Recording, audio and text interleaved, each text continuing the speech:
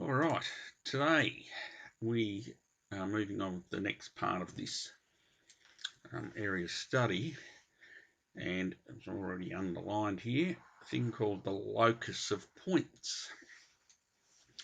And so all a locus of points is another way of referring to a curve or a graph. And as it says here, it's described in a geometrical way. So rather than using an equation or something like that, we use some sort of geometrical description. So this one here, for example, all points a distance of 5 from the point 3, 2. So we got the point 3, 2, and then we got all these other points. And however, wherever we go to these other points, what we know is the distance here is 5. And so as you can see from what's kind of looking like, this is looking like those points are going to form a circle. All right, so the locus of points, or locus of the path described by blah, blah, blah. But whenever you're talking about the locus, it's some geometrical thing. And circles, the example above here was a circle. All right, so the circle here had a center of 3, 2 and a radius of 5, of course. So more mathematically, we could write it like this here. A circle is a locus of point, is the locus of point P, so the path, if you like, that point P makes so that the distance from a fixed point C, AB is a constant. All right, so there it is here. We've got our point C, AB, and the distance out here to the point P, which would move around wherever point P is. That distance is constant. As we see from the diagram, AB is the center and the distance is our radius of our circle. All right, so if we use this definition, we can find the Cartesian equation for the circle. I won't go through that here. The proof's in your text, page 459. And to do that, we use the distance between points formula, and we're going to use that for other things. So I won't go through the circle one, and you've quite possibly seen them before anyway. All right, so x minus a squared plus y minus b squared equals r squared. So center at AB and radius is r, as it says there. All right. So the locus of points P, X, Y, whose distance from that is that, find that locus. So what we've got here is we've got a radius of equal to 3 and a center 2, -1. So if we're using x minus a squared plus y minus b squared equals r squared, we can put those in. So x minus 2 squared plus y minus -1 squared equals 3 squared. So we've got x minus 2 squared plus y plus 1 squared equals 9. So the locus of points is that equation there. All right, so as I said, initially the locus is a geometric description, and here's our Cartesian equation that represents that particular locus. All right, next one here, find the center and radius of circle with the equation x squared plus 2x plus y squared minus 4y equals 1. Okay, so when we're doing something like this, we put together the x part and the y part, and I'll leave a little bit of gap, and I'll explain what I'm going to do with that in a minute. Because when we go back to our equation here, see, this is a perfect square. So what we need to do is create a perfect square out of this x stuff and a perfect square out of this y stuff. And so we can do that by what we know as completing the square. All right, so to complete the square down here, x half 2 plus 1, then we've got to have, when we expand that bracket, 1 in there. We've added that extra, we've got to take it away. I'll get to what we do with that in a minute. And plus, and so y something squared, coefficient of the y term is -4, so minus 2 down here. Then when we square that, that's 4. Now we've got an extra 4 in there that we didn't have before, so we're going to take it away. So we've got this -1 and this -4 here, so we've got -5 over here. We then need to move that across there by adding. So we've got x plus 1 squared plus y minus 2 squared equals 6, I believe. And it said to find the centre and the radius. Okay, so our centre. All right, the x value that makes that bracket equal 0 is -1, so it's at -1 something. The y value that makes that bracket equal to 0 is 2, so -1, 2. And our radius, well, this number on the end is the radius squared, so when we square root that, square root of 6 is our radius. All right, so there's our circles. What do we move on to next? Straight lines. Here we go.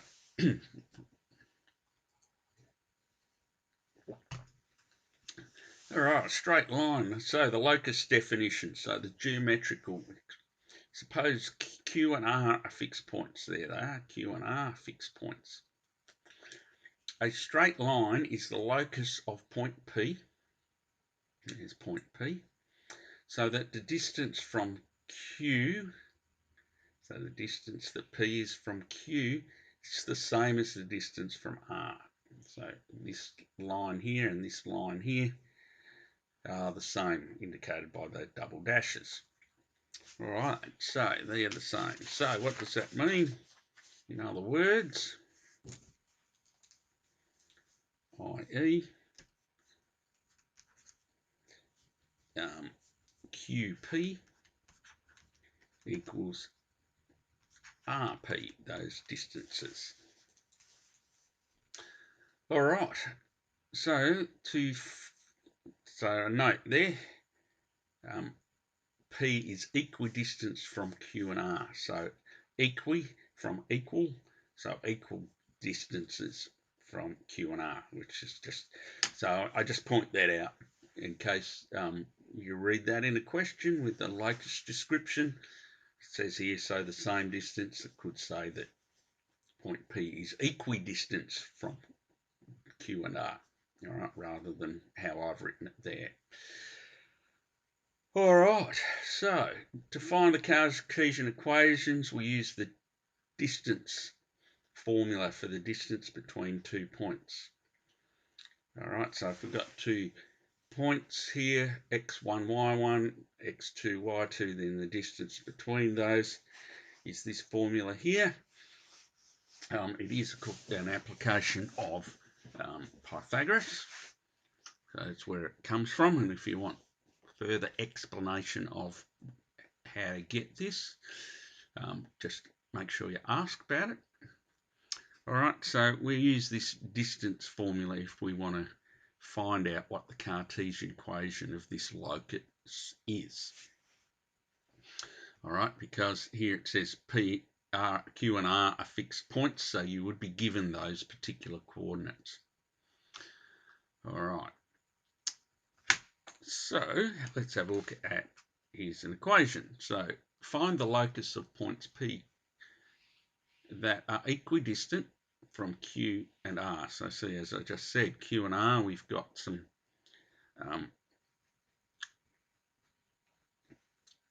coordinates of those.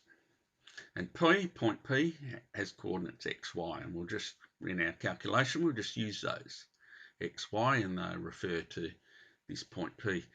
And then show this is the perpendicular bisector. All right, well, we'll get to that later. So first of all, we need to have a look at, so if I did, very rough, this very, very rough, 1, 1, that's down here, that's R, no it's not, it's Q, so that's Q down there, which is 1, 1, we got R over here, which is 3, 5, and we've got some point P, and what we know is that that distance and that distance are the same. All right. So what do we know? We know QP is equal to RP. So what we're going to do is we're going to use this distance equation. All right. So this one up here, and I'm always going to, so like it's here, it's got x2 for minus y, so the second point here is point P, which has x and y. So we got the square root of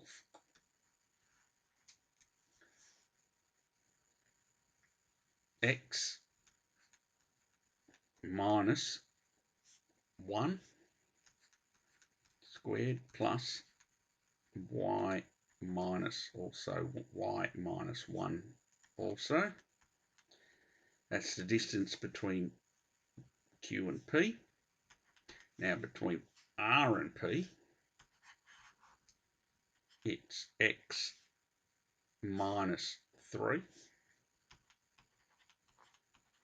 plus y minus 5, and we want to square that. All right, so that's what we've got so far. So then the next thing here we've got is that some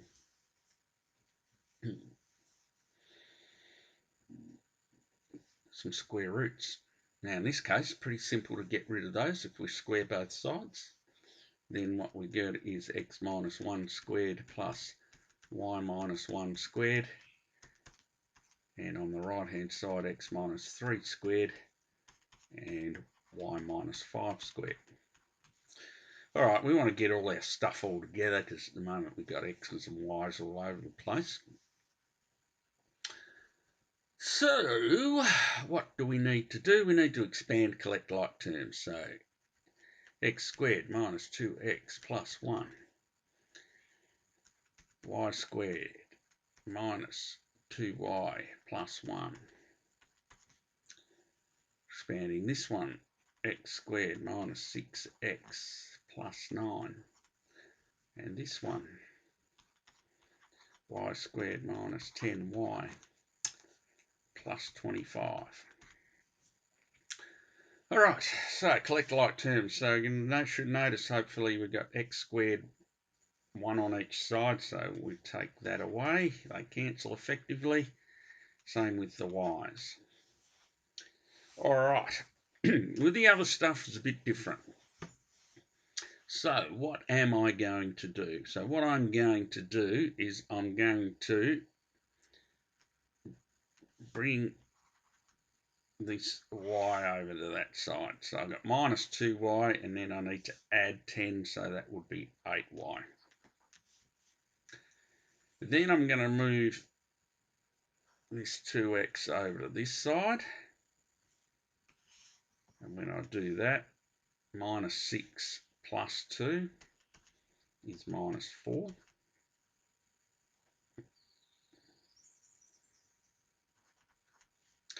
And this one and this one, I'm going to bring them over there as well. So I'm going to take one and take another one. So I'm taking 2. So taking 2, 9 minus 2 is 7. 7 plus 25 is, I think, 32. And then the last thing we need to do is divide by 8 everything. And so y equals -1/2 x plus 4. All right, so there is our find the locus of points. Here is our locus of points. The equation of the locus, it's a straight line, gradient of -1/2 and plus 4. Okay, so show that this is the perpendicular bisector of the line QR. So now what this is talking about is the line QR. So it's now talking about this line across here. All right. It shows the perpendicular bisector. So the perpendicular bit is the bit we're interested in. Now, lines are perpendicular, so it's part B. If lines are perpendicular, so perpendicular lines, what we know is the product of their gradients, so gradient 1 times gradient 2, is equal to -1 if they're perpendicular. So let's have a look at what the gradient between Q and R is. And I'm going to use y2 minus y1 over x2 minus x1 for that. So y2, 5 and 1, so 5 minus 1 over 5 minus 1, which is 4. And x2 minus x1, so 3 minus 1. It's 2, and that is 2. So our gradient of QR times our gradient of our line is 2 times -1/2, which is -1, and so therefore they are perpendicular. All right, now the thing is that asks the other bit that asks about the bisector. Well, we actually know that this line will bisect, because if we put P here, right there, then what we know is from what we've used to develop our equation of the locus in the first place, is that we've said that the distance between R to P and the distance from Q to P is the same. So if that distance is the same, then this is in that line halfway, then I've already used the term, it's got to be halfway, doesn't it? If that distance here and that distance here are the same, then it's got to be in the middle. So therefore it's got to be a bisector, because we've already used that. So it's perpendicular and it's a bisector. Can't write very well. Bisector, since we used QP equals RP in the first place. All right. So, I don't need any more space. Okay, so that is the first part of that. Now, this locus, there's going to be a few sessions where we look at different functions as locus. So this morning we've looked at circles and straight lines with this particular one. If you've got any questions about any of that, make sure you ask, because there's some different stuff going on here than what we've been used to in the past. So make sure you get clarification, and as always, have fun.